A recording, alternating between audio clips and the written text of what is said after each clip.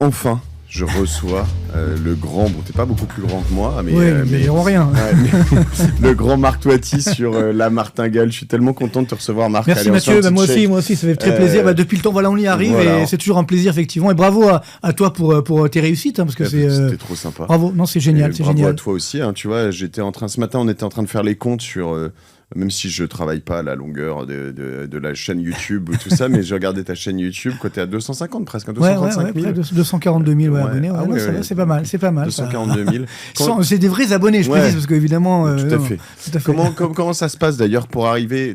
C'est difficile de faire les 100 premiers 1000. Est-ce que les 100 suivants ou les 150, c'est plus facile ou en fait, pour tout te dire, j'ai créé ma chaîne YouTube en 2020, parce que c'était en plein Corona. Ouais. Donc j'étais pas en France, j'étais à l'étranger, donc toutes les télés m'appelaient pour réagir, etc. Mais bon, donc au début, je faisais pas en visio, mais c'était pas génial. Donc c'est mes enfants qui m'ont dit tu devrais créer ta chaîne YouTube. Et bon, est-ce que ça peut marcher? Effectivement, ça a très vite, très bien fonctionné. Et oui, on a fait les 100 000 assez rapidement. Et non, là, ça continue. Alors, c'est très bizarre. Bon, je pense qu'après notre interview, ça va encore faire pas mal d'abonnés. Voilà, ça certainement. Mais non, je pense que ce qui est important, c'est que je dis les choses comme toi, mais surtout je les montre. Et c'est important parce que on visualise, justement. C'est pas un discours d'économiste où on peut dire ce qu'on veut. C'est comme les politiques, ils disent beaucoup de bêtises, ils vont pas vérifier. Là, tout ce que je dis, je le montre. Et donc ça plaît parce qu'on a besoin de vérité. Et puis de vérité que tu le dis, hein, tu le montres, mais aussi compréhensible. Parce que les économistes, tu vois, c'est toute mon obsession avec Génération Rich Yourself, la martingale, c'est de mettre des mots simples, en fait. Exactement. On n'est pas obligé de... Mais tu sais, ça c'est vrai que ça a été mon... j'ai commencé comme ça. Moi, d'abord, j'étais prof à la fac, tu vois, dans les années 90. Après, je suis rentré à la Banque Populaire. J'ai créé l'étude économique en 97. Et j'ai commencé justement à essayer de me faire connaître, entre guillemets, sur les médias, en disant, voilà, il y a une place à prendre sur la pédagogie de l'économie. Et c'est vrai que ça a tout de suite très bien fonctionné, tu vois. C'était en 97, hein, ça, bientôt 30 ans, tu vois, ça nous rajeunit pas. Mais néanmoins, il y avait des économistes de l'époque qu'on voit encore parfois. Bon, là, ils ont vieilli, mais qui étaient déjà vieux à l'époque, qui me disaient, ils m'ont réuni, ils m'ont dit, écoute Marc, c'est très bien ce que tu fais, mais il y a un problème avec toi. On te comprend trop quand tu parles. C'est vrai, on te l'a dit. On me l'a dit, mais plusieurs fois. Et tu comprends, nous, on est des experts, on doit mettre une distance avec les gens. Insupportable. Donc, incroyable. Et alors je leur dis, mais écoute, t'as rien compris. Je leur dis, mais c'est l'inverse qu'il faut faire. Alors heureusement, depuis, il y a d'autres économistes qui essayent de faire comme moi, donc tant mieux. Mais c'est important de faire de la pédagogie, parce que le gros problème de la France, c'est qu'on n'a pas de culture économique. Et d'ailleurs, tu vois bien ce qui se passe aujourd'hui. Enfin, on parle de la dette, etc. Mais pour beaucoup de Français, c'est très loin quand ils entendent les milliards d'euros, etc., qui circulent. Ils disent, mais ça veut dire quoi?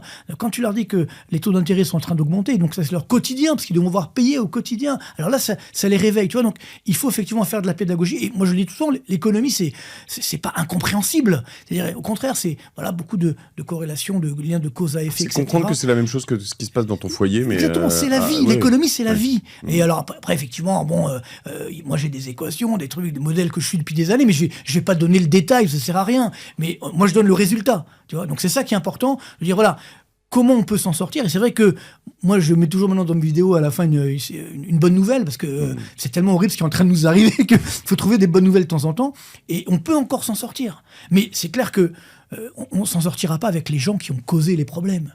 Il faut être très honnête. C'est-à-dire qu'aujourd'hui, malheureusement, on voit bien, on nous parle de la dette, là, le budget 2026, etc. Bon, on veut pas baisser les dépenses publiques, on veut encore augmenter les impôts. Et ça ne passe plus. Et ça, c'est important, parce que moi, je pense que beaucoup de politiques, justement, pendant des années, ils ont entretenu cette méconnaissance de l'économie. Pour dire, de toute façon, on fera ce qu'on veut. Maintenant, les Français, grâce à toi, grâce à moi, grâce à d'autres, mais ils commencent à comprendre l'économie, ils commencent à comprendre la finance, tu vois. Sans trahir ce que tu m'as dit tout à l'heure, c'est ce que toi-même tu as dit, au moins, il y a quelque chose, il y a un besoin sur comment gérer son argent, comment comprendre l'économie, et personne ne le fait. Et donc, quand tu vois, j'ai travaillé dans une banque, mais c'est vrai que des fois, les banquiers eux-mêmes ne comprennent pas. C'est-à-dire, ils te sortent, on leur dit, vends ce produit-là, ils vont le vendre, c'est des commerciaux. Mais qu'est-ce qu'il y a derrière? Qu'est-ce qu'il faut faire? Comment conseiller les clients? C'est quoi le couple rendement-risque? Pourquoi quand les taux d'intérêt augmentent, les cours des obligations baissent? Tu vois, des trucs simples, il faut expliquer. Mais souvent, ceux qui vendent certains produits, ils l'ont même pas compris. Tu vois, donc, moi, je pense que l'important, c'est la transparence, c'est l'honnêteté. Moi, en fait, alors après, ce qui est drôle, et c'est aussi là-dessus que je voudrais revenir, c'est qu'on sent qu'on est... au bord du précipice, c'est clair, et tu vois, dans un mini précipice, un assez gros précipice qu'on a vécu toi et moi, et que les plus jeunes qui nous écoutent connaissent pas bien, mais qui était la crise des subprimes. Tout à fait. Tu vois, tout ce que tu racontes, moi, ça fait écho, c'est-à-dire que à être dans un autre monde à ce moment-là, où Internet n'est pas aussi gros, il n'y avait pas autant de créateurs de contenu, autant de transparence sur l'économie, la finance, etc. Moi, mon banquier, rue de Longchamp, là, ma banquière, en l'occurrence, elle me vendait des produits, elle me disait, mais... En fait, ça, c'est zéro risque. Alors en plus, moi, j'ai jamais été averse au risque, donc j'ai toujours été un peu risqué, donc voilà. Mais ma femme, elle allait sur les trucs zéro risque, et puis moi, j'allais sur les trucs un peu plus. C'est bien. Elle me disait complémentaire. Voilà. Et en fait, les trucs zéro risque, mais ils ont pris, mais genre super cher. Et après, tu te rends compte que quand tu leur parles, elle dit, mais moi, c'est ce qu'on m'avait dit, je savais pas. Je dis, mais chérie, tu savais pas, mais c'est ton métier, t'es en train de me dire que c'est zéro risque. Mais... Moi, j'ai signé ton machin. Bon alors, quand tu lis entre les lignes, fallait aller le chercher. Mais tu vois, l'objectif d'un banquier, c'est de te faciliter le travail et pas de te faire lire entre les lignes. Surtout, encore une fois, il ne faut jamais oublier le couple rendement-risque. Oui. Si tu veux, l'économie... There's no free lunch. Exactement. Voilà. C'est-à-dire que l'économie, c'est pas une science exacte, tu vois, parce que ça varie avec le temps. Mais tu as des règles qui ne changent jamais. Et parmi cette règle, il y a effectivement le couple rendement-risque, c'est-à-dire que plus le rendement augmente, plus le risque augmente. Ça veut dire, si tu veux un rendement élevé, tu dois prendre des risques. Donc l'expression américaine, excusez-moi pour tous ceux, vous l'avez déjà entendu, mais qui nous écoutent, there is no free lunch, il n'y a pas de repas gratuit. Oui. C'est-à-dire qu'en fait, c'est-à-dire que c'était ce que tu disais tout à l'heure, c'est que effectivement, c'est ce qu'on appelait à l'époque les SICAV monétaires dynamiques. Tu vois, rien que le nom, il y a un problème. C'est-à-dire que SICAV monétaire, ça veut dire sans risque, dynamique à rendement élevé. D'où vient le rendement ? Et c'est bien qu'il y a un risque quelque part. En fait, le rendement, il venait des subprimes. Ouais. Et effectivement, les banquiers disaient, mais non, c'est sans risque, tout va bien, c'est du monétaire. Ouais. Mais non, il y avait un risque énorme derrière. Et le problème, c'est que quand les subprimes ont disparu, c'est pas que tu as perdu 10 ou 15%, tu as tout perdu. Ouais. Parce que la valorisation de ces titres, c'était zéro. Tu comprends ? Et donc, il y avait effectivement une arnaque, tout simplement. Donc, voilà, moi, je dis toujours, si vous voulez pas prendre de risques, à ce moment-là, contentez-vous de rendements faibles. Ça peut se justifier, tu vois. Mais si, par contre, tu as un risque élevé, ça veut dire que forcément, derrière, un rendement élevé, ça veut dire que forcément, derrière, il y a un risque élevé. Donc, si tu raisonnes comme ça dans ta vie, tu n'auras pas trop de surprises. Le problème, c'est que l'être humain est ainsi fait qu'il veut toujours changer cette règle. Moi, ça m'arrive toujours, je pense à toi aussi. Dire que on nous dit, moi, j'ai des messages sur la chaîne YouTube, mais toi, voilà, j'ai un petit peu d'épargne, voilà, je veux investir dans un produit sûr, mais avec un rendement élevé. Ben non, ça n'existe pas. Ou alors c'est des délits d'initiés, et là, évidemment, c'est du pénal, hein, donc c'est très dangereux. Non, et c'est pour ça qu'il faut effectivement comprendre ce qu'on est en train de faire. Et c'est pourquoi beaucoup m'en ont voulu, par exemple, sur les crypto-monnaies, etc., le bitcoin, etc. Moi, on me l'a proposé quand ça valait $1, si tu veux, le bitcoin, tu vois. Et je me suis dit, ils vont quand même pas laisser faire. C'est-à-dire les autorités américaines, ils vont pas laisser faire, parce que c'est quand même effectivement assez opaque, même s'il y a de la technologie derrière, etc. Et ils ont laissé faire. C'est vrai que à la base, c'était improbable. Et finalement, maintenant, ça cartonne, parce que, bien entendu, une fois que tu laisses faire effectivement cette dynamique et que tout le monde y va, alors attention, on parle que du Bitcoin, de l'Ethereum. T'aurais pu acheter pour $100, Marc. Non, mais je m'en veux. Mais je pense que j'aurais pas gardé jusqu'à aujourd'hui. Ce que je veux dire, c'est que, mais c'est sûr que, encore une fois, il y a le couple rendement-risque. Donc, même encore aujourd'hui, il y a un rendement qui est élevé, donc il y a aussi un risque qui est élevé. Mais c'est sûr que après, ça dépend de ton âge également. Tu vois, quand t'es jeune, on est toujours jeune, bien sûr, mais on est peut-être moins qu'à une époque. Tu peux te permettre de prendre des risques. Tu vois, l'arnaque des subprimes, c'était ça. C'est qu'on te dit non, mais vous inquiétez pas, il n'y a pas de risque. Mais oui, il y a un risque énorme derrière, tu vois. Alors, donc voilà, la pédagogie pour justement comprendre ce qu'on fait, et après chacun est libre de vouloir prendre des risques supplémentaires ou pas, et après il pourra s'en prendre à lui-même une fois que tu lui as expliqué le truc. Par contre, là où c'est dangereux, c'est quand tu as des arnaques. D'ailleurs, j'en profite, si tu permets, de dire qu'il y a énormément d'arnaques qui se créent autour de mon nom, de mon visage, et même de l'IA, qui me fait parler. Ça aussi, c'est énorme. Ça fait 6 mois que ça dure. Chaînes, sur Instagram, sur Facebook, sur tout ça, ou même des comptes WhatsApp, un truc de fou. Et les gens, et c'est vrai que c'est tellement bien fait, alors j'ai beau les bloquer, et ça revient en permanence. Donc, j'ai pris un web listener pour les bloquer, et il me dit, écoute, il y a un problème, c'est que les gens payent. Ils payent Facebook, ils payent tout ça pour faire ce truc-là. Donc, on n'arrive pas à les bloquer. Donc, faites très attention, je vous en prie. Moi, je ne fais pas, justement, je ne vous conseille pas d'acheter tel ou tel produit. C'est pas mon métier, ça. Donc, si vous voyez ça, vous savez que c'est pas moi. Donc, voilà, je préfère le dire. Très bien, tu fais bien. Alors, Marc Touati, Touati. Je le dis pour tous ceux qui ne te connaissaient pas. Toi, tu es le président du cabinet AC Défi. Ouais. Tu vas m'expliquer ce que tu fais. D'accord. Le mini disclaimer, au moins que ce soit clair, nous, on bosse tous les deux avec eToro, qu'on adore. Moi, je bosse avec eux parce que je les kiffe depuis 4-5 5 ans.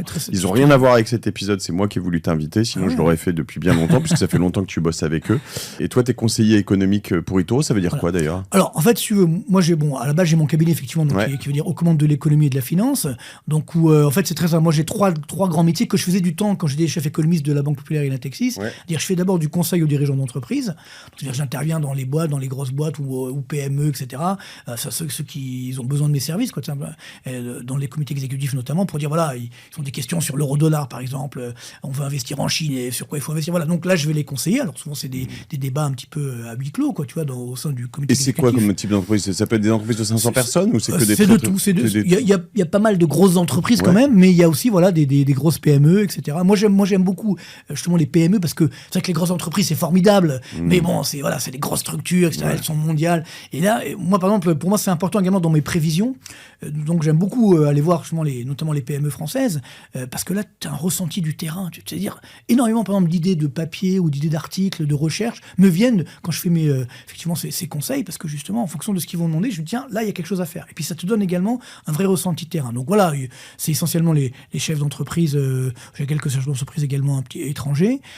Et puis, après, ça, c'est mon premier métier. Deuxième métier qui est connexe, c'est évidemment des conférences. Je fais beaucoup de conférences justement pour expliquer ce qui est en train de se passer, ce qui va nous arriver. Donc là, c'est très variable. Je peux intervenir pour des banques, pour les clients des banques, pour des compagnies d'assurance, pour des grandes entreprises, pour des agglomérations d'entreprises, etc. Bon, c'est variable. Et donc, j'explique un peu ce qui va se passer. Voilà, et donc ça, c'est vrai que c'est intéressant. Et puis bon, j'ai un troisième métier j'ai une revue hebdomadaire. Donc mes clients me rachètent ou en marque blanche qui donne alors... donc on peut s'abonner à ta revue. On peut également s'abonner, effectivement, voilà, tout à fait sur mon site. Maintenant, j'ai changé de site, c'est plus acdefi.com parce que ACDefi a été attaqué, encore une fois. Okay. C'est un truc horrible. J'ai perdu des années de...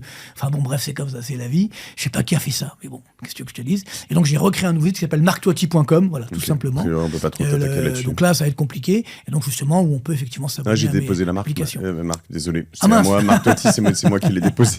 Bon, alors d'accord, faut que je te verse des royalties. Alors non, j'ai déjà déposé, mais toujours est-il que donc voilà, et puis alors bien sûr, bon, j'ai des bouquins, voilà, chaîne YouTube, etc. Mais bon, c'est vrai que arrivé à notre âge, voilà, moi, ce qui compte maintenant pour moi, c'est essayer de faire des choses qui permettent d'améliorer la situation des Français. Alors, c'est vrai que je fais pas de conseils aux particuliers, j'ai beaucoup de demandes. D'ailleurs, je me dis peut-être qu'il faudrait que je fasse quelque chose, peut-être qu'on fera quelque chose. Je le fais directement avec ta chaîne YouTube. Voilà, moi, je serais ravi de faire des choses avec toi. Non, grave. Non, je suis très chaud. J'ai une idée ou deux, d'ailleurs. Avec plaisir. Mais voilà. Mais c'est vrai que le particulier, j'ai pas le temps parce que c'est quand même du gros boulot. Donc, mais j'ai ça en tête. Peut-être que je développerai une structure. On verra. Mais pour l'instant, voilà, c'est encore à l'état de. J'ai une bonne idée. On va faire une masterclass ensemble. J'ai déjà cette compétence avec nos amis de l'EDEC, peut-être. On va faire une pause dans cet épisode pour bien rappeler un peu. Alors, on enregistre à un moment pour situer, mais je voudrais faire en sorte que cet épisode soit valable dans le temps aussi plus tard. Sure. On est à quelques jours, probablement une semaine, d'un vote de défiance à l'égard de François Bayrou qui risque de se faire dégager. Peu importe, en fait, ça fait maintenant, depuis la dissolution, il y a un peu plus d'un an de l'Assemblée nationale, que c'est un peu le bordel dans ce pays. Ouais. Et surtout, au-delà du bordel, c'est un peu figé. Économiquement, on voit quand même, en termes de finances, beaucoup de pays qui continuent à s'élever, on va dire, en particulier les États-Unis, mais enfin l'Espagne, j'ai l'impression que ça va, l'Italie plutôt bien. On démarre, tout à fait. On a pas mal de trucs, et nous, on est un peu dans un marasme. C'est une catastrophe. On n'y arrive pas. Alors, moi, ce que je voudrais comprendre, tu parlais un peu de qu'est-ce qui va se passer. Alors, t'as une boule de cristal ou pas? Mais surtout, comment on se prépare à ça? En fait, moi, j'ai un profil d'entrepreneur qui est un peu billet en tête et à me dire, attends, tu sais quoi? Ça fait tellement des années qu'on nous dit tout ça que... pardon de l'anglicisme, mais fuck it, j'avance. Tu vois, donc là, on prépare un gros investissement immobilier. Je me dis, qu'est-ce que tu veux? De toute façon, je vais pas arrêter. Donc, j'ai besoin des bureaux, j'ai besoin des choses. Mais... tu vois, j'aimerais quand même un peu avoir ta perception des choses. Dans ces périodes-là, à quoi il faut faire très attention? Est-ce qu'il faut, tu vois, avoir du cash? Est-ce qu'il faut en mettre dans un autre pays? Je sais pas, enfin, jusqu'où on va, en fait? Qu'est-ce qui risque de se passer avec cette dette qui nous pèse dessus?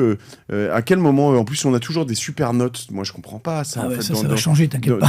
Dans tous ces gros cabinets, là, les AAA, les machins, les trucs, tu te dis, mais attends... Ouais. Moi, on me dit tout ça, tout le monde s'attend à ce que ça va changer, puis j'ai l'impression que ça fait longtemps qu'on dit que ça va changer, puis ça change toujours pas. Alors, ça a quand même beaucoup changé. Effectivement, moi, ça fait longtemps que j'alerte sur la dette publique. C'est vrai que, parce que je m'étais dit, bon, mieux vaut prévenir que guérir. Malheureusement, on a laissé filer. C'est ce que je veux dire. Alors, heureusement que ça a pris du temps, parce qu'on est quand même la France, on est quand même une grande puissance économique, malgré tout. Mais là, ça y est, on arrive à la fin du film. Pourquoi? C'est très simple. La dette publique en elle-même, c'est pas un danger. Tu vois, tout le monde s'endette. Tu t'endettes pour acheter de l'immobilier, pour investir, voilà, les entreprises, etc. C'est logique de s'endetter. Mais à une condition. Il faut que cette dette soit soutenable. Ça veut dire qu'elle va générer de l'activité, de la croissance, des profits. Et grâce à cela, je vais pouvoir au moins rembourser les intérêts de la dette. Que si ta dette, elle est positive, c'est comme le cholestérol, c'est-à-dire il y a la bonne et la moins bonne. Si cette dette génère de l'activité économique et que ça me permet d'au moins rembourser les intérêts de la dette et puis de gagner un petit peu d'argent à côté, ça passe, tu peux t'endetter comme ça. Ce que font les Américains, par exemple, notamment, même si ça s'arrêtera aussi chez eux. Mais alors que nous, depuis quelques années, malheureusement, eh bien, même pour rembourser les intérêts de la dette, il faut encore s'endetter. Ce qu'on appelle la bulle de la dette. Tu vois, c'est ça où ça devient extrêmement dangereux. Alors, c'est vrai que ça avait déjà pété, excuse-moi l'expression, en 2018, même un petit peu avant. Et puis est arrivé le coronavirus. Et là, c'était on rase gratis. Donc l'argent magique, la planche à billets, etc. Hélicoptère money. Voilà, on croyait que c'était la fin du monde, donc on lâchait n'importe comment. Et le drame, c'est que tu vois, en 2021, je te raconte une anecdote qui m'est arrivée. Donc, j'allais de temps en temps voir Bruno Le Maire qui réunissait les économistes. Moi, j'étais con, tu sais, enfermer tout le monde. Mais bon, j'étais tout seul par rapport aux autres qui disaient non, il faut enfermer tout le monde. On va faire sûrement la planche à billets, la BCE va payer. Rappelle-toi Macron qui disait oui, l'État payera, etc. Bon. Moi, j'étais contre parce que je connaissais la fin du film. Parce que je disais, c'est très dangereux. Bon, finalement, ça s'est passé. On arrive début 2021. Donc, on voit que c'est pas la fin du monde. Finalement, on voit qu'on s'en sort. Et là, moi, je dis, en réunion à Bercy, je dis, écoutez, maintenant, il faut peut-être arrêter d'augmenter cette dette publique. Tu vois, je fais mon raisonnement d'économiste, tu vois. C'est-à-dire, je dis, maintenant, ça y est, on n'a plus besoin de lâcher l'argent comme ça n'importe comment. Il faut arrêter. Et là, qu'est-ce qu'on me répond? Ah ben non, pas du tout. On va continuer. On va faire rouler la dette. Puisque de toute façon, c'est la BCE qui finance. C'est l'argent magique, la planche à billets. En plus, alors là, incroyable, ils me disent, oui, mais les taux d'intérêt n'augmenteront jamais. Tu vois, c'était les hauts fonctionnaires de Bercy, et certains économistes de salon, comme d'habitude, qui ne connaissent pas la réalité. Moi, j'ai regardé, mais je dis, attendez, mais je suis dans un cauchemar, c'est pas possible. Il y a un manque de discernement incroyable. Je dis, mais évidemment que les taux d'intérêt vont augmenter. Avec votre planche à billets, vous faites de l'inflation, donc les taux d'intérêt vont finir par augmenter. Et les mecs étaient dans un monde parallèle, tu vois. Et donc, ils ont continué. C'est là qu'a été l'erreur. Ils ont continué donc à augmenter la dette. Et alors là où il y a une nouvelle erreur en 2022, c'est-à-dire 2022-2023, quand tous les pays, tu parlais d'Italie par exemple tout à l'heure, ils font des efforts, ils réduisent leur dette publique, leur déficit. Nous, on continue encore d'augmenter. C'est-à-dire que là, aujourd'hui où nous parlons, le pays où a le plus de déficit public dans la zone euro, c'est la France. Mais il y a encore des gens qui disent, des économistes, alors tu l'appelles les économistes de salon, mais j'ai l'impression que même un Piketty ou un... non, mais attends, lui, il est très dangereux, ce monsieur. C'est-à-dire que globalement, n'oublie pas que... Par exemple, il est Nobel, hein. Ouais, non. Non, il est quoi? Il est pas Nobel, je dis n'importe quoi. Il a pris non, mais du tout. Il a été boosté par Obama aux États-Unis, et c'est ce qu'il a fait connaître. Parce que les Américains, en fait, cherchaient un économiste un petit peu de gauche à l'époque. Okay. Comme il n'y en a pas beaucoup aux États-Unis, bon, on l'a pris lui. Mais bon, peu importe, je m'en fous, tant mieux pour lui. Le problème, c'est qu'il faut arrêter de dire n'importe quoi. C'est-à-dire quand, par exemple, ces économistes-là, mais il y en a d'autres, te disent la dette publique ne coûte rien. Tu vois, les mecs, c'est quand même un mensonge éhonté. J'ai encore fait un débat la semaine dernière, je suis arrivé avec Coquerel là, sur BFM TV. Je leur ai dit, attendez les gars, il faut arrêter de dire que ça coûte rien. Mais c'est ça, il y a quand même des gros économistes, parce qu'en gros, c'est quoi? On est là, juste pour comprendre. Finalement, on est dans un podcast, la martingale. Moi, je veux être assez ouvert, j'essaie d'être assez apolitique. Non, mais t'as raison, mais c'est important. J'essaie d'être assez apolitique, etc. Ah, mais moi aussi, je fais pas de politique, je fais juste du bon sens économique. Les gens, on va se dire, les gens qui nous écoutent, ils ont peut-être un peu plus d'argent, ils sont peut-être un peu plus à droite. Si je dois me mettre dans un autre registre, tous les gens qui ont de l'argent sont pas à droite, hein, mais finalement, Piketty, qui est quand même beaucoup plus à gauche, je crois, il dit quoi? Il dit toute cette dette, tout ça, en fait, on s'en fout. Mais c'est ça qui est dangereux. C'est ce que dit Mélenchon également, tu vois. Mais c'est très dangereux de dire ça, parce que je vais t'expliquer. Le problème, c'est que, encore une fois, le problème, c'est que cette dette, est-ce qu'elle est soutenable? Et elle n'est pas soutenable. Donc, quand je te dis tout à l'heure, tous ces gens-là te disent, la dette ne coûte rien. Mais comment ils peuvent lancer des inepties pareilles? Regarde, c'est les chiffres. Hein, donc, en fait, ils expliquent à des gens qui ne comprennent pas. Voilà. Juste ça. Donc, comme les gens, ils ne savent pas, donc ils y croient. Aujourd'hui, là, cette année, nous parlons, juste la charge d'intérêt de la dette, ça veut dire les intérêts de la dette, ça va nous coûter 70 milliards d'euros. Tu te rends compte, ça ne se trouve pas sous le chameau d'un cheval. 70 milliards. Mais alors, attends, je continue le raisonnement. Sur 15 ans, en faisant l'hypothèse que les taux d'intérêt ne vont pas augmenter, ce qui est faux, parce qu'ils sont déjà en train d'augmenter, ça va coûter 1000 milliards d'euros au total. Mais c'est très virtuel tout ça. Non, mais c'est pas virtuel. Attends, 1000 milliards d'euros. Non, mais ce que je veux dire, c'est que 15 milliards, 1000 milliards, tu sais même plus ce que c'est. Tu vois ce que je veux dire? 1000 milliards d'euros juste de charges d'intérêt de la dette. Ça veut dire, tu comprends? Ça veut dire, c'est de l'argent qui est jeté par les fenêtres. Tu comprends? Qu'on donne à des banques. Ouais, mais qu'est-ce qu'on peut faire avec 1000 milliards? Des fonds, non, mais c'est à des gens qui ont acheté ta dette. Bon, ils ont acheté ta dette, ben, il faut les rembourser, t'as pas le choix. Donc, 1000 milliards d'euros sur 15 ans. Tu te rends compte ce que ça veut dire? Combien d'hôpitaux on peut créer? Combien de protection sociale? Moi, je dis ça parce que moi, je viens des cités HLM d'Orly. Je dis toujours, c'est important de savoir. Je suis pas un gosse de riche comme ça qui a mis un lien avec une cuillère en or dans la main. Moi, j'ai réussi à m'en sortir, notamment grâce effectivement aux aides sociales. J'avais une bourse, etc. Mais aujourd'hui, combien vont s'en sortir dans les cités HLM quand tu as un taux de chômage de 60% des moins de 25 ans? Alors que sur la même période, la dette publique et le déficit public, les dépenses publiques n'a pas arrêté d'augmenter. Tu comprends? C'est ça qui est dangereux. Il faut de la dépense publique, mais qui soit bien allouée, qui justement génère de l'activité économique, génère de l'investissement, fasse baisser la pauvreté. Rends-toi compte que la pauvreté, en France aujourd'hui, le taux de pauvreté atteint un sommet historique. Il y a un problème. C'est-à-dire, tu mets un fric fou dans la dépense publique et le taux de pauvreté augmente. Ça marche, ça veut dire que ça marche plus. Regarde, un chiffre très simple. Depuis 2019, la dette publique a augmenté en France de quasiment 1000 milliards d'euros. Sur la même période, le PIB français, en valeur, ça veut dire augmenter de l'inflation, donc la richesse qu'on crée en France, donc augmenter de l'inflation, donc là ça booste, ça a augmenté de 550 milliards. Reprends ce que tu viens de me dire, pardon. La dette a augmenté de 1000 milliards. Ouais. Donc ça, c'est ce que la France doit... Okay. Non, c'est-à-dire ta dette, tu l'as augmenté, ta dette. La dette, c'est quoi? C'est le cumul des déficits. Oui, tout à fait. Donc sur la même période, ton PIB, ta richesse que tu crées, a augmenté de 550 milliards. Ça veut dire, t'as pris 1000 milliards de dettes et ta richesse a augmenté de 550 milliards. Il manque 450 milliards. Tu comprends? C'est du B à bas, c'est du bon sens. Toi, par exemple, quand tu t'endettes derrière, tu espères que ça va générer du business. Sinon, tu t'endettes pas. Ouais. Tu comprends? Ben là, voilà. Donc ça, c'est une perte sèche de 450 milliards. Je parle même pas des intérêts de la dette. Je te parle juste qu'on a mal utilisé cet argent. Et c'est là où quand Bayrou dit, ou d'autres, dit oui, c'est à cause des Français, il faut qu'ils serrent la ceinture. C'est scandaleux de dire un truc pareil. Ça fait 40 ans que les Français serrent sa ceinture. Mais alors, comment on va s'en sortir? Eh ben alors voilà, c'est très simple. T'inquiète pas, j'ai la solution, sinon je ne serais pas là. Alors on est là d'ailleurs un peu pour avoir ça, mais aussi surtout voir si on s'en sort pas et comment on s'en protège. Mais oui, déjà, c'est un peu la question, parce que juste moi je voudrais te redonner mon explication, on l'a donnée, mais j'essaie de faire aussi un peu le nœud mais l'entrepreneur là-dessus, alors j'ai compris un certain nombre de choses, mais juste la base, c'est que normalement quand tu as un foyer ou une entreprise, tu gagnes 100, idéalement tu dépenses 95 et à la fin de l'année t'as mis 5 de côté, on est d'accord? Ça, c'est tes bénéfices ou c'est tes machins. Bon, idéalement dans ton foyer c'est pareil. Si tu fais l'inverse, c'est que tu passes ta vie à emprunter plus et que tu dépenses toujours plus. Donc voilà, il y a des années où ça fonctionne moins bien, mais voilà. Là, l'État français, on est d'accord, il gagne 100 et il dépense 105, beaucoup plus, 110. Il dépense 150. Bah oui, c'est ça le problème, c'est que, en fait, si tu veux, le drame, c'est que cette fuite en avant permanente. Et c'est pour ça, moi, je suis pas d'accord du tout pour culpabiliser les Français. Alors c'est vrai, certains, ils veulent encore, effectivement, on a cité quelques-uns, mais c'est les dirigeants français à prendre les bonnes décisions. Moi, quand j'ai été voir, moi j'ai vu tous les présidents, mais les Français ne votent pas pour les dirigeants qui... Mais si, non mais attends. Qui sont courageux aussi. Non, moi je les ai vus, ça fait 30 ans que je les ai tous vus, tous. De A à Z. Peut-être un peu moins dernièrement, parce qu'ils ont un peu peur de moi, et puis bon, du temps de Hollande aussi, il voulait pas me boire, parce que bon, il avait peur. Et puis il faisait n'importe quoi, bref. Et puis là, c'est pareil maintenant. Aujourd'hui, c'est pareil. C'est-à-dire les seuls qui... Bruno Le Maire, j'allais le voir, etc. Mais là, pas du tout, parce qu'en fait, c'est des gens qui sont extrêmement imbus de leur personne, et ils sont persuadés qu'ils ont raison. Moi, ça m'est arrivé plein de fois, où, je ne vais pas donner de nom, mais bon, où les gens me disaient, mais attendez, merci beaucoup pour ce que vous dites, mais ne vous inquiétez pas, nous avons raison. Enfin, le mec qui te reçoit, pour essayer de t'influencer, et après, il te dit, t'inquiète pas, j'ai raison. Je sais ce que je fais, t'as raison, t'as rien compris, j'ai raison. Et si jamais, moi ça m'est arrivé plein de fois, si jamais tu dis pas ce que lui il veut que tu dises, dans les médias ou ailleurs, parce que j'ai ce petit pouvoir médiatique, les mecs t'appellent et ils t'insultent. Moi, ça m'est arrivé plein de fois. Et maintenant, aujourd'hui, ce qui se passe, je ne peux pas rentrer dans le détail, ils me mettent des bâtons dans les roues. C'est d'une médiocrité incroyable. Réellement. Dans la vraie vie. C'est une médiocrité incroyable. Et comme ils peuvent rien faire, parce que, par exemple, quand j'étais chez Natexis, ça m'arrivait, un ministre, pas dire son nom, m'a appelé un jour, me dit, Stoati, je vais vous faire virer de Natexis. Mec, t'as sorti ça comme ça. Je dis, mais compris, vous prenez, je lui dis, vous avez beau être ministre, mais vous me parlez pas comme ça. Et puis, de toute façon, c'est pas vous qui dirigez Natixis.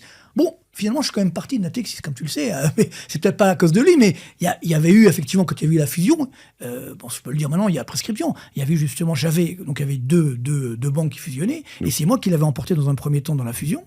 Puis après, c'était pendant l'été d'ailleurs. Pendant l'été, tac! Ça a changé. Ça a changé. Et le président des banques populaires me dit Marc, on est désolé, mais l'establishment s'est levé comme un seul homme. On n'a pas eu le choix, il a fallu qu'on mette l'autre. Parce que l'establishment est derrière lui. Et, donc c'est lié, selon toi. Mais oui, mais évidemment. Mais moi, le fait que je viens décider HLM d'Orly, ça me suivra toute ma vie. On veut pas nous donner le pouvoir. Ceux qui, aujourd'hui, parce que souvent on me dit, oui, regardez Macron, c'est le banquier, c'est Rothschild, c'est machin. Non, c'est pas ça. Ceux qui dirigent la France aujourd'hui, c'est les hauts fonctionnaires. Alors lui, il est énarque, il est pas. C'est ce que je te dis. Oui, tout à fait, mais il est pas à l'origine. Il vient pas d'un establishment. Non, c'est si. À l'origine, il vient d'Amiens ou je sais pas où. Non, mais c'est pas ça l'establishment. L'establishment, c'est les énarques inspecteurs des finances. Ouais. C'est ça. Comme Macron, comme beaucoup. Et alors à la fois, il a supprimé l'ENA. Non, il a pas supprimé, il a simplement délocalisé. Mais surtout, le problème, c'est que tu le vois aujourd'hui. Moi, ce qui me gêne, c'est que ce sont des personnes, parce que tu as beaucoup d'énarques très sympas qui ont compris, et tu en as beaucoup malheureusement qui n'ont pas compris, et qui continuent de dire non mais nous on sait, toi tu sais pas, tu comprends, alors que ils sont très loin. Moi c'est ça qui me gêne, ils sont mis à milieu de la réalité. Moi je me déplace, comme je dis tout à l'heure, tous les jours ou presque en province, etc., pour faire mes conférences, voir les chefs d'entreprise. Je veux dire, moi je me rends compte aujourd'hui. Ils les voient, ces gens-là, eux, ils y vont. Mais non, ils connectent pas vraiment ça. Ils sont la déconnexion des élites. Quand tu vois aujourd'hui que tu as des faillites d'entreprises, chiffres de la Banque de France, qui atteignent des records historiques, qu'est-ce qu'ils te disent, les mecs? Ah non, mais c'est rien, c'est un effet de correction du après le Corona. Mais ça y est, le Corona, c'était en 2020. Mais en 2025. Là, il y a un vrai délitement de nos entreprises, de la société, tu comprends? Donc, tout ça pour te dire Non, mais ce qui est fou, pardon, je t'arrête, et après, il faut vraiment qu'on vienne sur le... Ah oui, bien sûr, tu me poses des questions, moi je réponds. Oui, je sais, j'arrive, moi je suis tellement... Mais là, tu te dis quand même... alors déjà, je suis surpris, en effet, toi tu le vis, donc qui te mettent des bâtons dans les roues à ce point-là, et puis tu m'en as raconté un peu. C'est médiocre, c'est médiocre. Ça n'a pas de sens, si tu veux, c'est-à-dire que... Moi, on peut le dire, je peux pas forcément la citer, mais tu t'es fait virer de ta banque, toi. Ouais, je vais pas en parler, j'en parlerai bientôt, ouais. Non, parce qu'en fait, ouais. Ah ouais, ils ont fermé mes comptes. Donc un acteur privé qui a dit, tiens, Marc Poitiers, l'une des plus grandes banques françaises. Je veux plus que tu sois là. Ah ouais. C'est incroyable. Heureusement qu'il y a d'autres banques, mais bon, mais... Je sais pas, t'as découvert, t'as fait des trucs, rien. Sans aucune raison. Et ils ont le droit? C'est ça qu'on apprend tous les jours. En fait, j'ai découvert que dans le droit français, le droit bancaire français, une banque peut te virer sans aucune raison. Ça me semble... C'est énorme. C'est énorme. Non, parce que j'ai regardé. Dans les faits, je me suis renseigné. Bon, je ne vais pas dans le détail, parce que je sais d'où ça vient. Mais je ne peux pas le dire parce que j'ai pas de preuves. C'est juste un mec de cette banque qui m'a dit, parce qu'il est bien placé, il m'a dit... Laisse tomber, c'est très haut. Oh, wow. Et donc, le truc, c'est quoi? C'est que les mecs, voilà, et c'est énorme. Donc, si vous êtes banquier, que vous avez besoin d'un gros client, parce que Marc a beaucoup d'argent, allez. Non, j'ai pas tellement d'argent. Je veux dire la vérité. Justement, c'est amusant, parce que mon fils, il me dit, papa, c'est pas normal, tu gagnes pas assez d'argent. Moi, c'est vrai que je suis modeste. C'était pas mon but de gagner de l'argent. Moi, comme j'ai toujours dit, je viens de citer HLM d'Orly. Bon, je me plains pas, tu vois, mais c'est vrai que j'aurais pu faire de l'immobilier, du machin, du bitcoin, des machins. Non, moi, ce qui compte, c'est me faire ce qui plaît. Et j'ai cette chance de faire le métier que j'aime, et ce qui n'est pas donné à tout le monde, et j'ai une chance incroyable. Donc après, l'argent, bon, il faut en avoir, mais c'est pas, je cours pas après l'argent, tu vois ce que je veux dire? Mais bon, après, je comprends que pour certains, c'est important, tu vois. Voilà, moi, je viens d'ici HLM, donc... déjà, peut-être mon top, ça aurait été d'être, d'être prof de lycée, tu vois. C'était peut-être mon top de là d'où je viens, tu vois. C'est-à-dire, à l'époque, je me rappelle, à Orly, ils avaient fait une étude Le Monde Éducation, tu vois, le journal Le Monde Éducation. Ils avaient dit qu'à Orly, il y avait 85% d'une classe d'âge qui n'avait pas le bac. Et moi, j'étais dedans, tu vois, dans les 15% qui restent, tu vois. Donc, c'était énorme. Bon, voilà, j'ai réussi à m'en sortir. Merci à mes parents qui sont plus là maintenant, malheureusement. Mais voilà, j'ai réussi à m'en sortir. Mais toujours dit que, tout ça, pourquoi je te dis ça, c'est que, voilà, c'est pas normal. Aujourd'hui, le simple fait de dire la vérité, c'est tout. Moi, moi je fais pas de politique.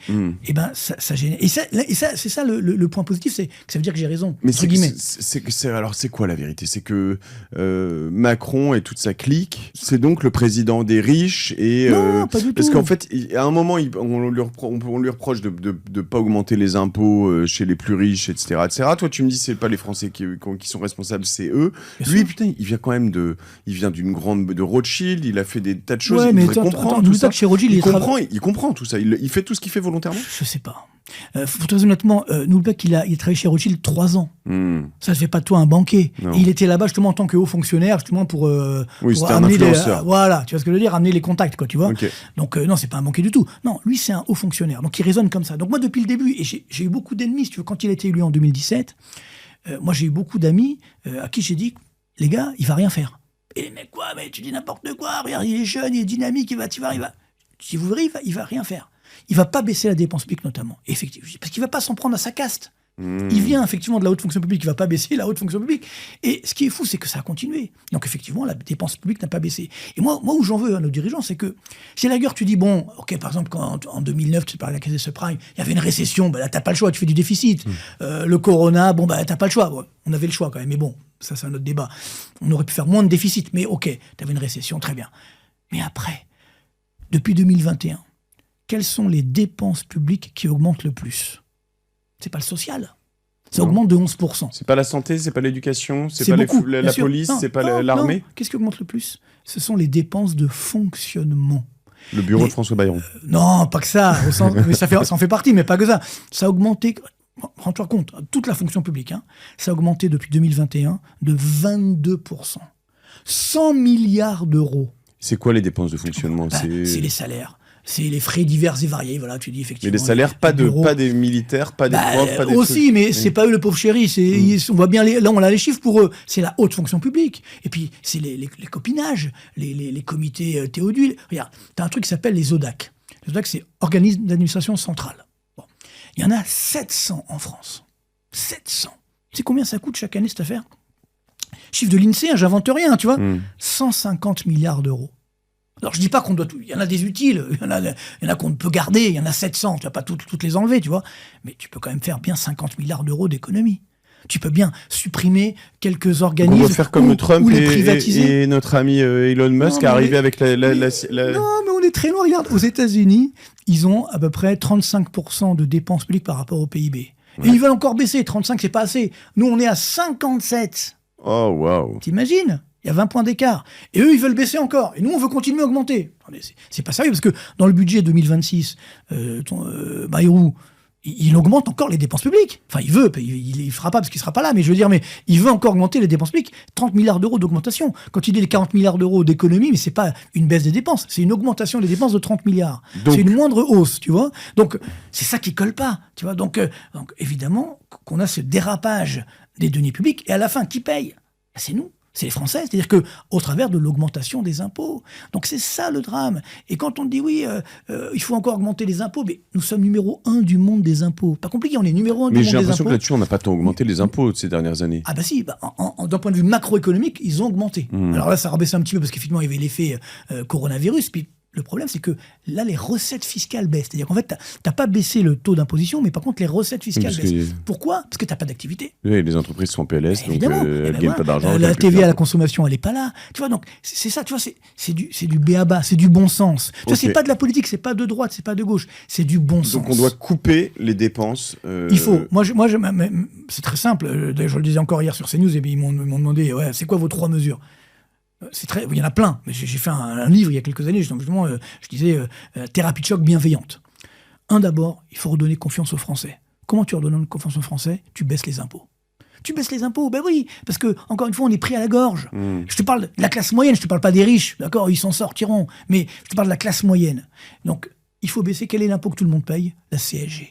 La CSG, rappelle-toi, ça a été créé par Michel Rocard en 91. À la base, c'était 1%. Le mec, il a dit, ouais, bon, vous inquiétez pas, on va vous prendre un petit pourcent, ça va aller. Sauf que maintenant, c'est 9%.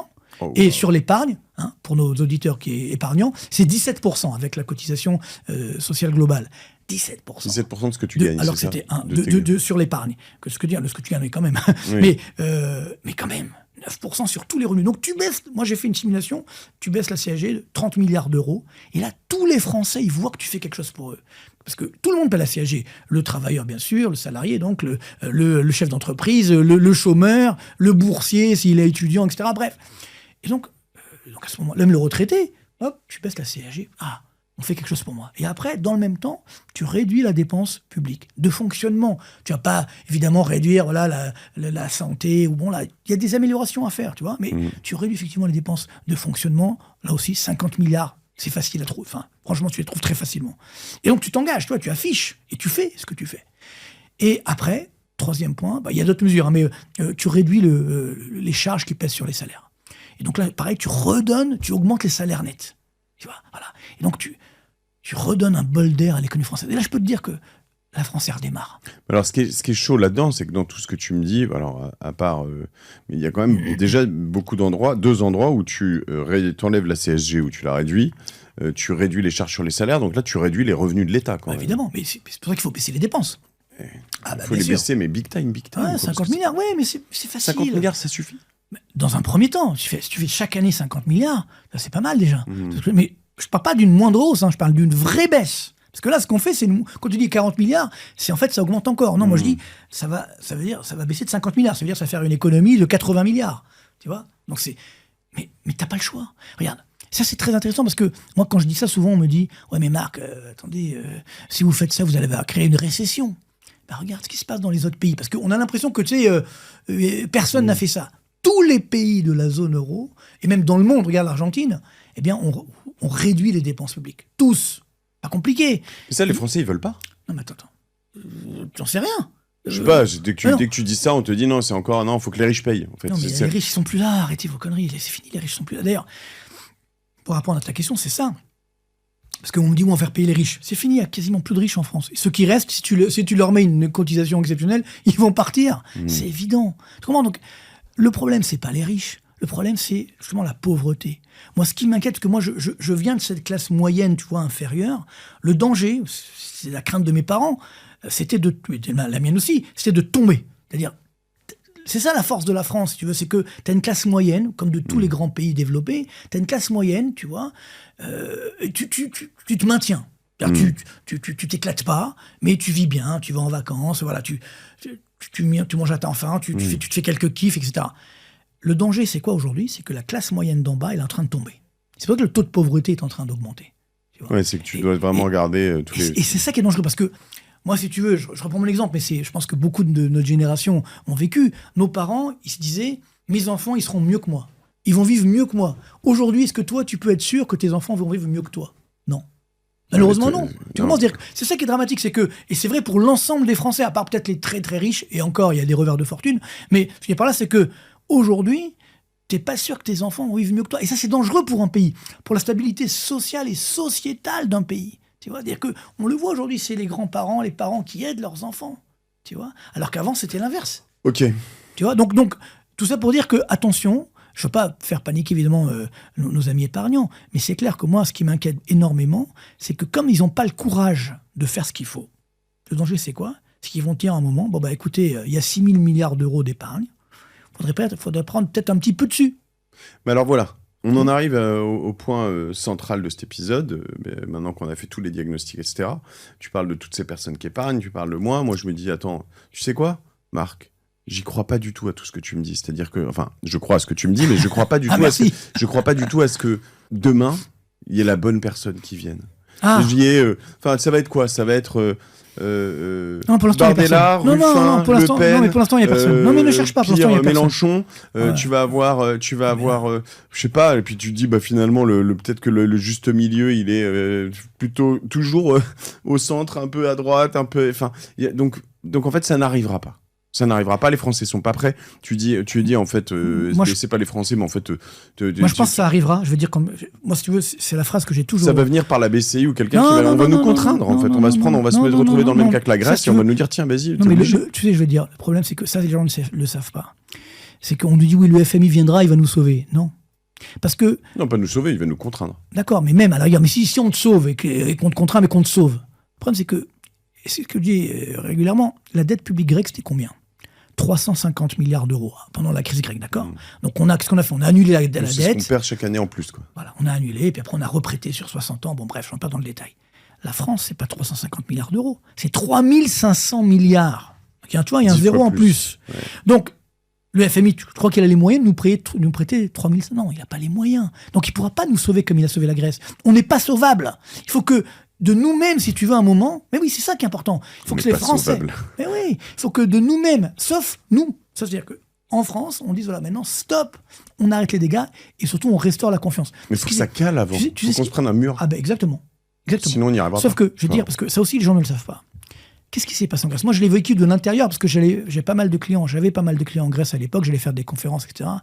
Et je te jure, c'est-à-dire, j'ai vécu ça. Encore aujourd'hui, ça me fait mal. Le PIB grec a chuté de 30% hors inflation. Ça veut dire 30% de baisse du PIB. Qu'en France, on a moins 0,5, tout le monde est dans la rue. Moins 30%.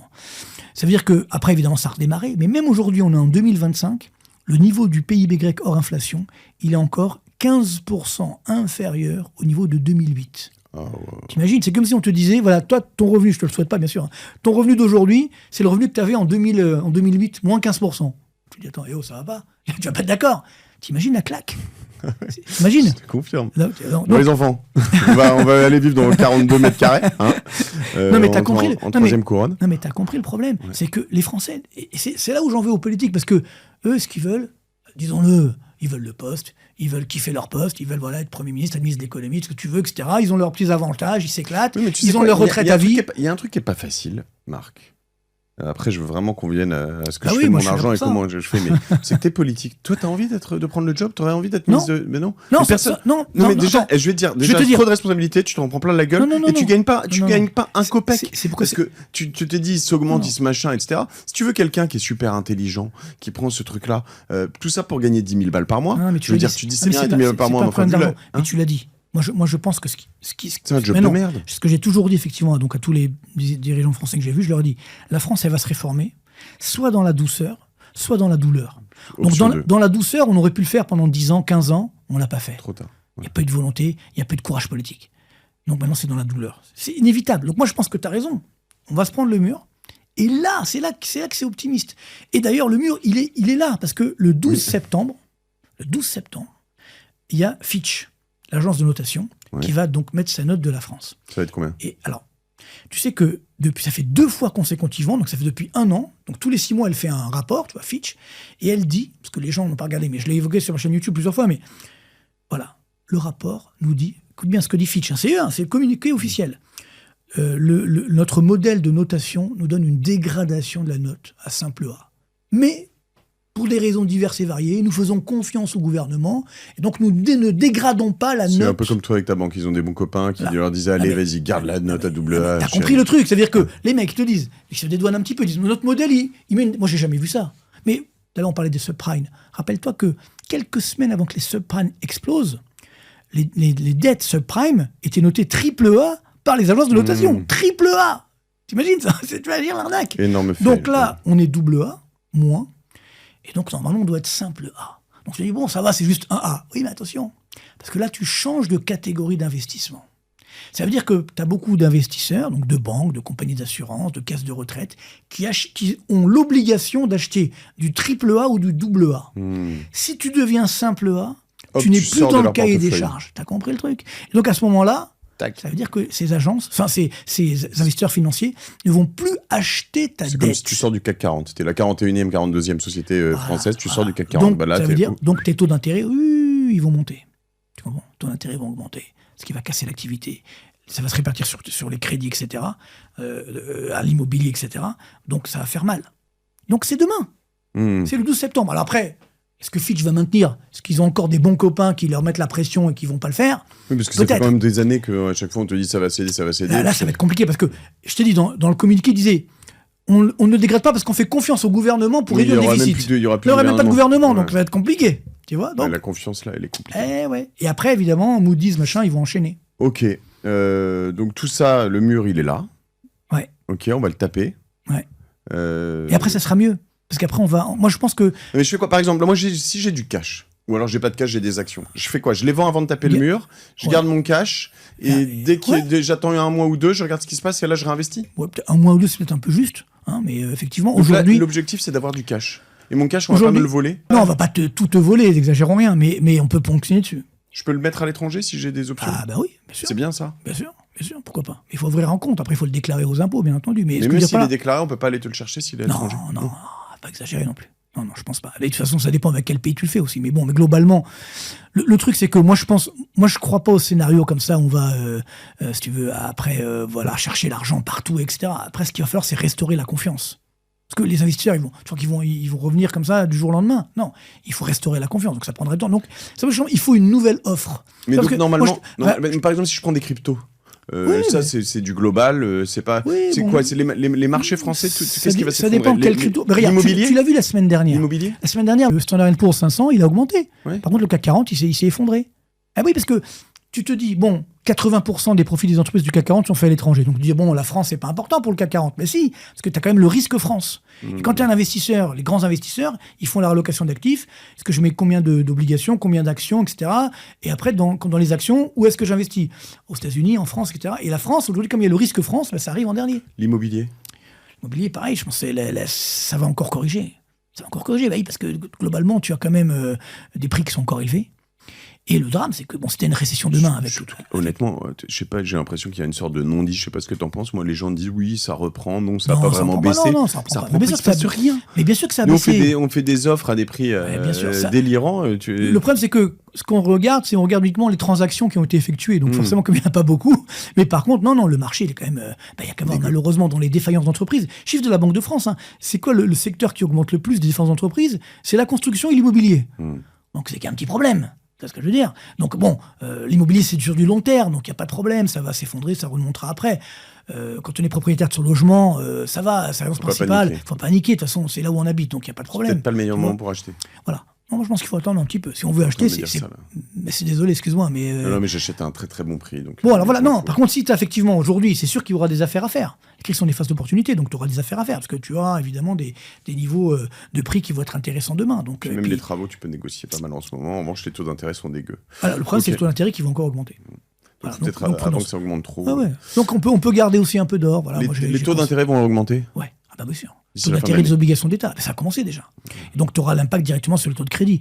Quant à la BCE, est-ce qu'elle peut baisser les taux d'intérêt? Ça y est, elle a fait l'essentiel. Tu vois, et donc on fait comme tout le monde, on va passer plutôt sur des trucs à l'étranger, les bitcoins. La France, en gros, on se dit en ce moment, la France c'est dégueu, je touche pas. Ouais, non, il y aura, comme je l'ai dit tout à l'heure, les crises sont des phases d'opportunité, donc il y aura peut-être des opportunités sur des niveaux d'achat intéressants. Tu vois, une fois que ça aura bien baissé. Mais pas tout de suite. Pas tout de suite. Là, si tu veux, il y a quand même énormément d'incertitudes. Donc moi, je pense qu'il faut être extrêmement prudent.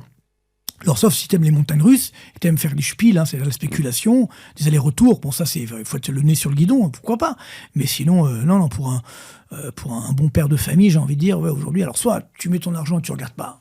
Tu regardes à horizon 10 ans. Bon, là, il n'y a pas de problème, ça redémarra, ça n'y a pas de problème. Tu auras des dividendes, très bien. Pareil sur les obligations, j'explique souvent, c'est que sur les obligations, si par exemple tu veux garder ton obligation 5 ans ou 10 ans, il n'y a pas de problème. Quand les taux d'intérêt augmentent, effectivement, c'est le cours des obligations, des anciennes obligations qui baisse. Tu vois, donc si tu n'as pas à la vendre, c'est pas grave. Mais si tu dois vendre ton obligation, tu vas devoir réaliser une moins-value. Donc c'est pour ça qu'il faut faire attention. Mais si tu dois garder ton obligation 5 ans ou 10 ans, normalement, je pense pas que la France va faire faillite. Tu vois.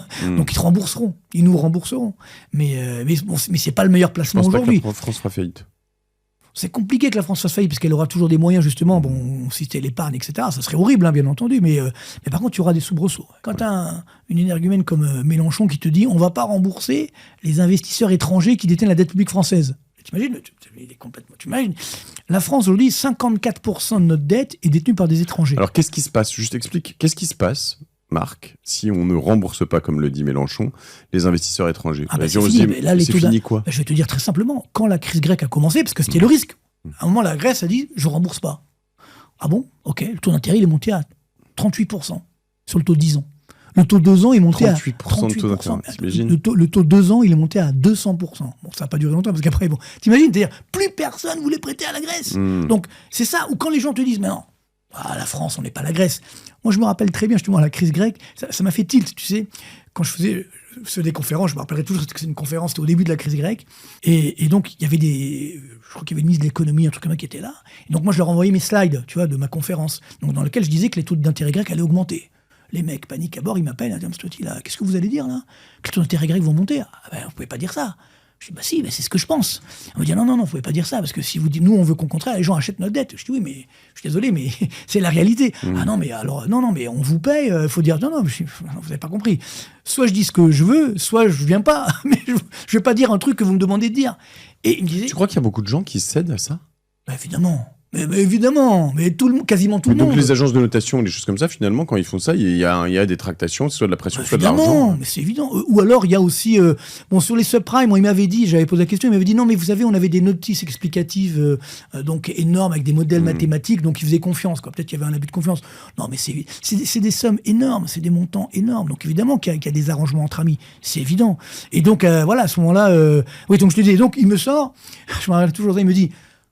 Quand même, nous sommes la Grèce. Nous ne sommes pas l'Argentine. On ne peut pas faire faillite. Enfin, le mec, il me sort ça. Et on sait ce qui s'est passé ensuite. Et là, aujourd'hui, on a exactement la même phrase, mais en France. On dit, ah ben non, on est la France. On n'est pas la Grèce. Tu vois? Donc, malheureusement, comme tu le sais, impossible n'est pas français. Tout est possible. Si effectivement, tu as un mec, excusez-moi l'expression, une personne comme Mélenchon ou autre, même si effectivement, tu as un gouvernement un peu comme ça, on va dire de NFP, t'imagines la dégringolade, c'est-à-dire les mecs vont fuir la France. Et donc là, effectivement, les taux d'intérêt peuvent monter très vite à 10%. Mais quand tu es... alors, si moi je suis option, finalement, je me dis, mais ce constat, il me fait peur. Fuir la France, ça veut dire quoi? Tu fais quoi? Est-ce que tu peux la fuir en restant, d'ailleurs? Est-ce que tu peux... C'est quoi le délire? Je peux ouvrir des comptes... Finalement, aujourd'hui, avec l'Europe, je peux ouvrir des comptes où je veux, non? Bah oui, bien sûr. Tu peux ouvrir un compte en Espagne, en Italie. Il faut juste te déclarer, c'est tout, mais sinon il n'y a pas de problème. Je prends l'équivalent de Lydia, Sumeria en Italie et en Espagne, un bourseau, je sais pas quoi, local. Puis j'ouvre là-bas, je peux, ouais. Le problème, c'est que si la France tombe, la zone euro tombe. Tu comprends? C'est-à-dire que, ah bah oui, il faut être honnête. Si la zone euro tombe, il y a quand même le monde entier. Enfin, je veux dire, parce que non, mais quand je dis tombe, c'est pas qu'elle va pas tomber parce que t'as l'Allemagne, etc. Mais il y aura des soubresauts. Comme pendant. Regarde, la crise grecque, comme je l'ai dit tout à l'heure, c'était 350 milliards d'euros de dette. Et elle a failli faire exploser la zone euro. Nous, c'est 3500 milliards. Donc, tu comprends, c'est beaucoup plus grave. C'est quand les gens disent oui, la France, c'est pas la Grèce, ils ont raison. Mais c'est beaucoup plus grave. S'il y a une crise grecque en France, c'est beaucoup plus grave qu'en Grèce. Okay. Tu comprends? Parce que. Donc, c'est pourquoi moi je dis aujourd'hui, il faut vite reprendre le bateau en main. Tu vois, parce que. Et c'est vrai qu'aujourd'hui, moi, je l'avoue, je vois personne.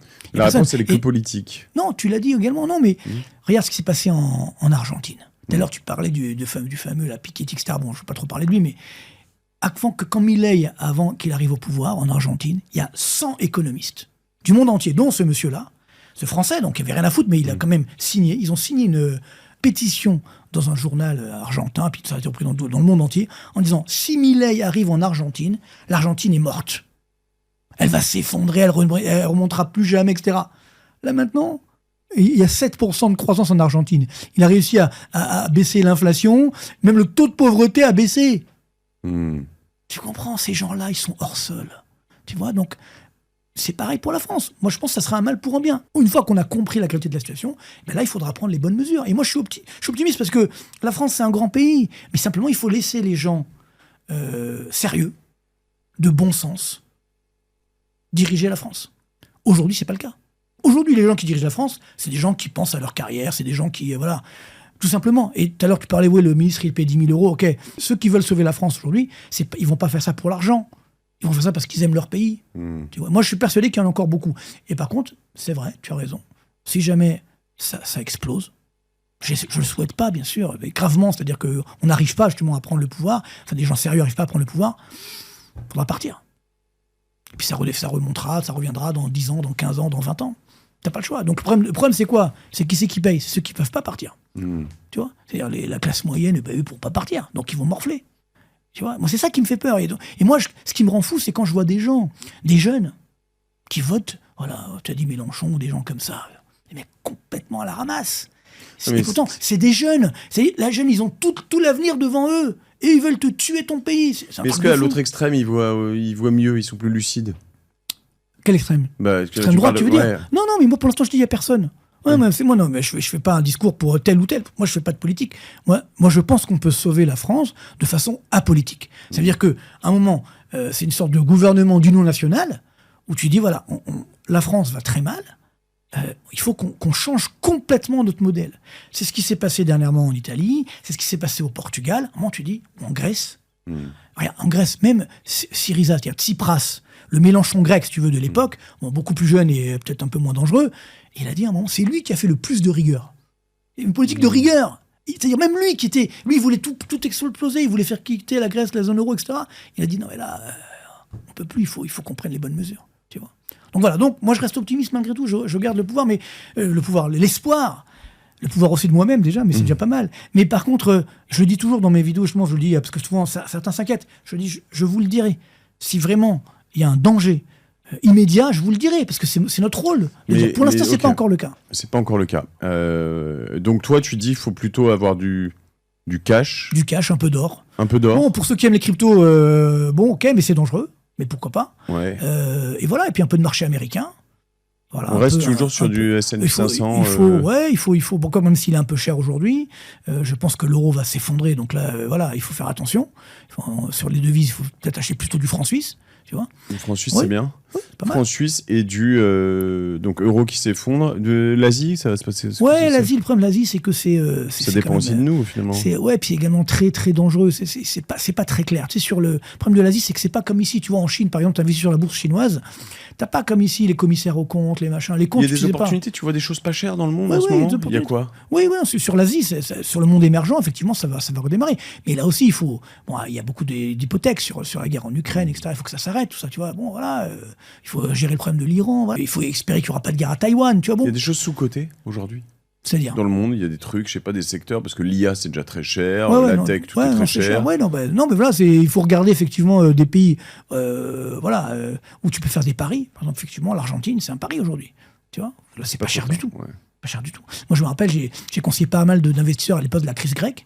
Je leur ai dit, il faut, c'est le moment là. Maintenant, ils m'appellent tous les jours presque pour me dire, putain, merci. Tu vois. Donc, oui. C'est vrai que j'ai un ou deux potes qui ont acheté dans l'immobilier en Grèce à cette époque-là, on leur donnait quasiment. Exceptionnel. Et maintenant la Grèce va. Bon, c'est pas l'euphorie, mais ils sont un excédent public, t'imagines la folie. Donc c'est possible. Tu vois, c'est possible. Voilà. Ok. C'est la note d'optimisme de Marc Petit. Ouais. non, mais c'est intéressant de regarder ces pays. Je regarde en effet. Je sais pas où on est, le Brésil. Après, on en reparlera. On va pas rouvrir ce chapitre. Oui. Bon, voilà. Mais bon, je pense que, ils vont t'écouter. Et bon, ils vont faire les bons choix également. Je ne sais pas. Non, c'est après ce que je ressens aussi, c'est que ça vient de nous. Tu vois, c'est vrai que moi, alors ayant aussi beaucoup d'entrepreneurs qui nous écoutent, qui m'écoutent sur mes deux podcasts, il y en a pas mal là ces derniers jours qui m'écrivent, qui me disent, faut que je t'envoie un truc. En fait, faut que ça vienne de nous, faut qu'on bouge, etc. Mais c'est pareil, je trouve que ça à la fois, je trouve ça bien. Tu le dis, la société civile. Mais tu vois, moi, je reviens de Corse. Mes parents habitent en Corse. Très belle île, magnifique. Très belle île, et voilà. Mais il y a des moments, tu vois, je suis allé avec ma cousine faire du cheval, et puis elle récupère ses chevaux dans un endroit où il y a des chasseurs. Tu vois, t'es dans et puis des chasseurs qui viennent, en plus, beaucoup de Corse et de locaux, puis d'autres qui viennent de toute la France, et dans de la vraie bonne France profonde, tu vois. Ouais. Tu parles avec eux, t'écoutes les trucs. Waouh, tu vois, t'es dans de la théorie du complot dans tous les sens. Non, il faut pas. Et en fait, tu te dis, tout ça est en train de se fractionner. Non, mais si jamais, je veux dire, t'arrives dans une approche. Oui, nous les entrepreneurs, en fait, c'est toujours. Oui, c'est les riches, c'est les gens qui ont le pouvoir. En fait, c'est difficile. Je trouve que ce pays est trop. Non, mais tu l'as bien dit.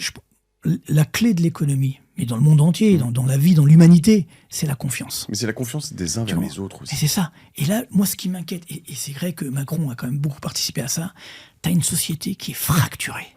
Pourquoi ? Parce qu'il n'y a pas de chef. Un peuple comme le peuple français, il a besoin d'un chef. Si le mec te dit un jour, bah non, finalement, je suis là à la droite, puis après à gauche, puis le en même temps, puis ici, puis là, puis après, non, puis je laisse faire, puis il y a de l'insécurité, puis non, finalement, il n'y a pas d'insécurité. Et les gens sont dans le déni. Les dirigeants sont dans le déni. Donc évidemment, c'est la porte ouverte à toutes les fenêtres, comme disait Isaac, effectivement. C'est la porte ouverte à tout ça, tous ces théories du complot, etc. Moi, par exemple, aujourd'hui, ce qui me rend fou, c'est que quand je dis la vérité, je fais, tu vois ce que j'ai fait là, j'ai fait que dire la vérité. J'ai pas inventé, j'ai donné les chiffres de l'INSEE, de la Banque de France. On m'a dit, vous êtes complotiste. Vous êtes d'extrême droite. Vous êtes ci. Mais attends, mais c'est quoi cette affaire ? Moi, je fais le même métier depuis 30 ans. C'est-à-dire, depuis 30 ans, j'essaye de démocratiser l'économie, de faire de la pédagogie, de dire la vérité économique. Je n'ai pas changé, tu vois. Et donc, c'est ce qui fait que moi, quand aujourd'hui on me sert ce discours-là, ça me choque, tu vois. Et pareil, comme toi, moi, ce qui m'inquiète beaucoup, c'est également les retours que j'ai, que ce soit dans mes conférences quand je vais en province ou sur Internet, enfin les gens qui m'envoient des messages, etc., qui me disent, ouais, nous, voilà, on va peut-être mettre notre argent à l'étranger. Ah, moi, ça y est, j'ai quitté la France. T'avais pas ça il y a quelques années. Tu comprends? Donc, voilà, c'est la confiance. Donc, il faut un chef, un dirigeant, qui nous dise, voilà où je veux aller. Et je suis désolé de le dire. Je l'ai dit la semaine dernière sur une chaîne, ça fait pas mal bouger, mais je le redis. Moi, je pense qu'il faut que M. Macron démissionne. Parce qu'en fait, il est responsable de tout ce qui se passe aujourd'hui. C'est lui qui a fait la dissolution, c'est lui qui a pas pris parti, c'est lui qui a pas donné un sens, si tu veux. C'est lui qui a donné l'autorisation pour dépenser plus de 1 000 milliards d'euros. Tu comprends? C'est lui, sur la dette publique. Oui, il le fera pas, mais c'est dommage, parce que c'est là que tu vois un grand homme. Le mec, à un moment, te dit, voilà, comme De Gaulle l'avait fait en son temps, j'ai fait des bêtises. Tu vois, un chef d'entreprise, il fait des bêtises, il en tire les conséquences. Il dit, désolé, j'ai déconné, je m'en vais. Tu vois, le mec, voilà. Sorti par la petite porte, lui, il se voit peut-être président de la BCE. Mais non, mais c'est trop tard. Non, plutôt, pardon, pas de la BCE, de l'Europe. De l'Europe. Mais à ce rythme-là, l'Europe, elle va exploser. Faut arrêter. Il faut arrêter de penser comme ça. Et alors, c'est quand même, tu fais ça, en revanche, c'est quand même vraiment la pièce, le flip coin, quoi. Hein. Là, on fait pile ou face derrière. Parce qu'après, justement, après, tu verras où nous allons. C'est-à-dire que tu pourras te fixer. Parce que là, en fait, on ne sait pas où on va. Et ça, c'est horrible en économie, c'est l'incertitude. C'est fou parce qu'on en arrive sur un podcast comme La Martingale avec un type en cravate qui m'a demandé s'il gardait sa veste ou pas, etc. Je t'ai dit, vas-y, t'étais presque choqué qu'on se voit pas. Et carrément, moi je déconne. Moi, tu rigoles. Mais je déconne, et qui me dit Macron démission, quoi. On en est arrivé là. Hein. J'ai pas dit ça. J'ai dit qu'en fait, ça serait bien qu'il le fasse. Moi, je pense que c'est la solution. C'est une des solutions. Parce qu'en fait, tu ne résous pas les problèmes avec ceux qui les ont créés. C'est tout. Point final. Donc, il a essayé, il s'est planté. C'est pas grave. C'est grave. Oui, c'est grave. C'est grave. C'est trop tard. Constat d'échec, ça lui revoit. Mais oui, non, mais je sais pas, moi, c'est le bon sens près de chez vous, quoi, tu vois. Pourquoi il n'y a pas de bon sens? Tu comprends? Donc, voilà. Mais trop d'égo. Mais j'en sais rien, mais c'est pas mon problème. Mais moi, ce que je pense, comme toi et moi, comme moi, on aime notre pays, sinon on serait pas là, tu comprends? Pour tout te dire, il est de plus en plus faible. Et j'ai encore l'espoir que le pays s'en sorte. J'ai encore l'espoir, parce que c'est horrible. Un beau pays comme la France, un pays qui est magnifique, la France. On le dit pas assez, d'ailleurs. Tu vas pas le laisser tomber comme ça. Tu comprends? Tu vas pas le donner entre les mains de personnes qui veulent le tuer. C'est vrai alors lui, il veut pas le tuer, mais je pense qu'il... Non, pas lui, je parle pas de lui, je parle de ceux qui peuvent arriver derrière. Oui. Ceux qui peuvent arriver derrière. En l'occurrence, il y a un moment, c'est juste... aveu d'impuissance, constat d'échec, je me suis foiré en faisant cette dissolution, ça a foutu le pays au bord du gouffre. Il n'y a pas eu que ça. L'enjeu, c'est que, si tu veux, tu vois, les gens, ils n'ont pas compris avec comment je marche. Ils pensent qu'ils vont me mettre de la pression, qu'ils vont m'embêter, etc., et que je vais me taire. C'est exactement l'inverse. C'est-à-dire que je pense qu'aujourd'hui, on en est là. C'est très triste pour un pays comme la France de dire, voilà, un mec qui dit la vérité, on va l'embêter. Je reste poli. C'est quoi ce pays? On est une démocratie. Tu comprends? Alors moi, ça fait 30 ans que je suis petit. Comment on t'embête? Non, je vais pas rentrer dans le détail, mais en 30 ans, j'en ai eu des pressions. Mais c'est chiant de pas rentrer dans le détail parce qu'on n'a pas... Mais en 30 ans, j'en ai eu des pressions. Ce que je veux dire par là, c'est que c'est pas normal, tu comprends? Donc, c'est quoi le but? Moi, je veux faire de mal à personne. Oui, tu m'as dit, moi, je fais mon métier. Je travaille 10 heures par jour depuis 30 ans. Tu vois ce que je veux dire? Et c'est incroyable. Donc voilà, donc si même les gens qui veulent sauver leur pays, on essaye de leur faire mal, entre guillemets, c'est dommage. Et à l'inverse, tiens, puisque tu commences à être influent et que tu as 250 000 abonnés presque sur YouTube, tu en as combien sur les autres réseaux? Je me le dirais pas, j'imagine, pardon, mais droit dans les yeux, t'as jamais été, toi, approché, même de loin, par des puissances... des Russes, des Chinois, Non, mais ça, non, ça... Non, mais moi... Non, mais ce serait logique. Il y a un moment, ce serait logique. Pour l'instant, ça m'est jamais arrivé. J'espère que ça n'arrivera jamais. Non, bien sûr que non. Là, souvent, c'est dans la théorie du complot. Non, surtout pas. Non, mais de toute façon, moi, encore une fois, ça va, je suis juste à mon niveau, comme tu dis, effectivement, voilà, peut-être un peu d'influence. Surtout, ce qui compte, c'est que ça fait 30 ans que je fais ce métier. Alors, il y a des jeunes qui me connaissaient pas, même qui me connaissent maintenant. Mais c'est vrai que les gens les plus anciens, ils savent que ça fait 30 ans que je suis là. Et c'est ça qui les dérange. C'est que ça fait 30 ans que je suis là et j'ai pas changé. Enfin, physiquement un petit peu, mais bon. Mais j'ai pas changé. Dire que moi, ce qui compte, effectivement, c'est sauver la France. J'ai toujours eu ce discours constant, tu vois. Donc, Tu peux pas, il y a 30 ans, il n'y avait pas les Russes derrière. Et d'ailleurs, les gens me trouvent parfois pessimiste. Rappelle-toi qu'en 2009, j'étais l'un des rares à dire que ça allait redémarrer. Pareil, effectivement, en 98-2000, j'étais l'un des rares à dire que ça avait une croissance forte. Bon, les gens l'ont oublié, mais c'est vieux, mais moi, je m'en souviens. Donc voilà, il faut être effectivement optimiste mais réaliste. Mais il faut garder effectivement cette dose d'espoir et j'espère que voilà, on se reverra bientôt et que on aura sauvé la France. Marc Toiti, si jamais, alors on peut te suivre sur LinkedIn, on peut te suivre évidemment sur YouTube et sur les autres réseaux sociaux. On mettra les liens dans le descriptif, voilà. Et puis n'oubliez pas le t-shirt. Ok. Si on vient de ma part, qu'on a besoin de tes services, je suis une entreprise en B2B, etc., qu'est-ce que tu... Avec plaisir, je vous ferai un prix sur les conférences et sur les honoraires, voilà, bien sûr. Ouais, ça va, on va voir comment ça va. Avec 15%. Bon. Mais moi, j'ai encore une fois... Ce qui me choque aujourd'hui, c'est que des fois, il y a des personnes qui me disent, vous pouvez venir donner une conférence gratuitement. Non. Alors je dis que je suis désolé, mais... Ça coûte combien une conférence ? Ouais, bon, ça coûte 4 500 € la conférence de Marc Toiti. C'est pas très cher. Non, je suis d'accord. Il y en a qui prennent beaucoup plus. Hein. Moi, je prends beaucoup plus. Alors tu vois, voilà. Mais je suis beaucoup moins intelligent. C'est juste que j'ai pas le temps. Mais non, mais moi, en fait, pourquoi je fais ça ? Pourquoi j'ai pas monté mes prix depuis des années ? Parce qu'en fait, je veux pas justement imposer un tarif trop élevé. Parce que pour justement démocratiser l'économie. Après, voilà, des fois je peux pas. Mais certains, quand ils me disent ça coûte rien, je veux dire, on paye rien. Je dis, tout ce qui est gratuit ne vaut rien. Donc, il faut un minimum, quoi. Voilà. Mais je leur ferai un prix, c'est promis. Merci Marc. Alors ceux qui regardent ça sur YouTube, j'ai un problème de cam visiblement sur la mienne, je le vois là. Donc on arrive. Les caméras ont décidé que c'était trop tard, donc on va m'entendre parler en te voyant que toi. Merci Marc Toiti, c'était passionnant. Bonne continuation et je sais pas à quel point. Et beaucoup de succès encore pour la Martingale. Merci et puis partagez cet épisode à vos amis trop optimistes ou trop macronistes. Surtout il faut être réaliste. Soyons réalistes. Allez bisous, salut. Ciao. Bye bye.